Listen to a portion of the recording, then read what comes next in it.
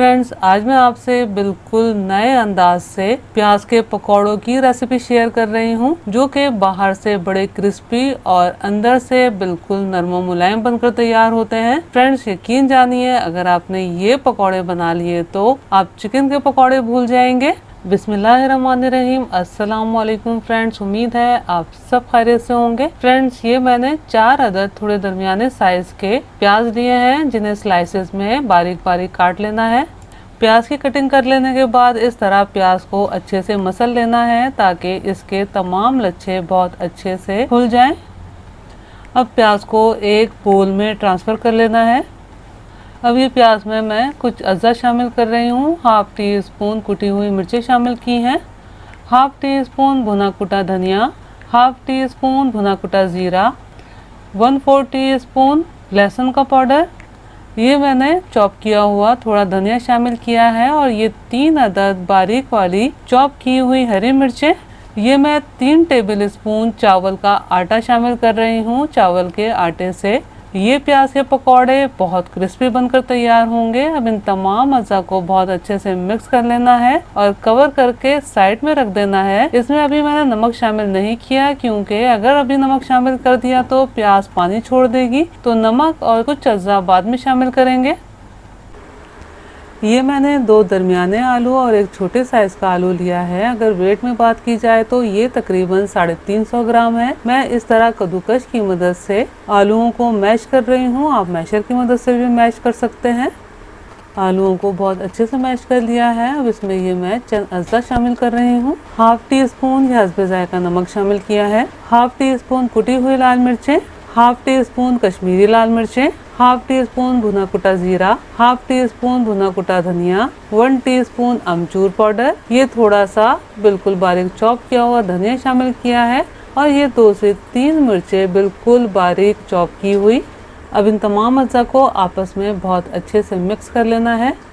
तमाम अज़ा को बहुत अच्छे से मिक्स कर लिया है। अब इस तमाम बैटर की छोटी छोटी बॉल्स बना लेनी है। इस तरह से थोड़ा बैटर लेंगे और इस तरह छोटी बॉल्स बनाते चले जाएंगे।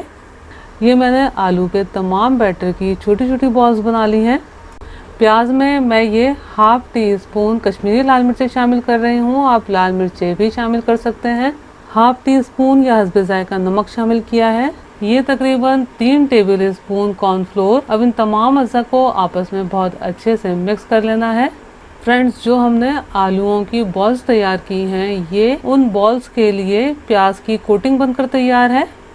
बोल में ये मैंने 2 टेबल स्पून मैदा शामिल किया है। अब मैदे में थोड़ा थोड़ा पानी ऐड करते हुए मैदे को पानी में बहुत अच्छे से मिक्स कर लेना है और एक पेस्ट बना लेना है। पेस्ट ना तो बहुत ज़्यादा गाढ़ा होना चाहिए और ना ही बहुत ज़्यादा पतला। पेस्ट की कंसिस्टेंसी इतनी ही रखनी है जो आपको इस वक्त नज़र आ रही है। मैंने 2 टेबल स्पून मैदे में तकरीबन 1/3 कप पानी शामिल किया है। अब आलू की बॉल को पेस्ट में शामिल करके बहुत अच्छे से कोट कर लेना है। अब इस बॉल को मैंने प्याज के मिक्सचर में शामिल किया है। अब प्याज के लच्छों को इस तरह से बहुत अच्छे तरीके से बॉल पर कोट कर लेना है, ताकि बहुत अच्छे से प्याज के लच्छे बॉल पर चिपक जाएं। अब इस तरह से राउंड शेप दे देंगे।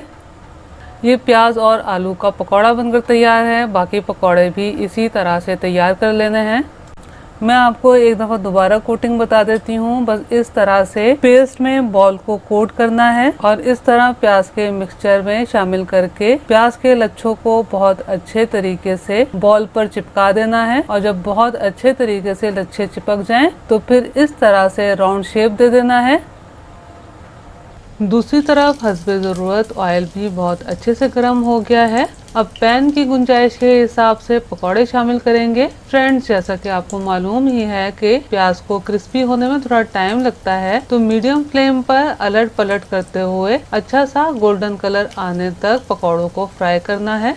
फ्रेंड्स, यकीन जानिए, ये पकौड़े बहुत मज़े के बनकर तैयार होते हैं। ये पकौड़े आप केचप के साथ, चटनी के साथ या रायते के साथ भी सर्व कर सकते हैं। फ्रेंड्स, आप इस तरीके से प्याज और आलूओं के पकौड़े जरूर बनाइएगा और मुझे कमेंट्स करके जरूर बताइएगा कि आपको ये रेसिपी कैसी लगी। अगर रेसिपी पसंद आई हो तो लाइक कीजिए, अपने दोस्त अहबाब में शेयर कीजिए और मेरे चैनल को सब्सक्राइब करना और बेल बटन को क्लिक करना बिल्कुल भी मत भूलिएगा। अल्लाह हम सब का दस्तरख्वान हलाल रिस्क से वसी तर फरमाए, आमीन। मुझे भी अपनी दुआओं में याद रखिएगा। अपना बहुत ख्याल रखिएगा। अगली रेसिपी की वीडियो तक के लिए अल्लाह हाफिज।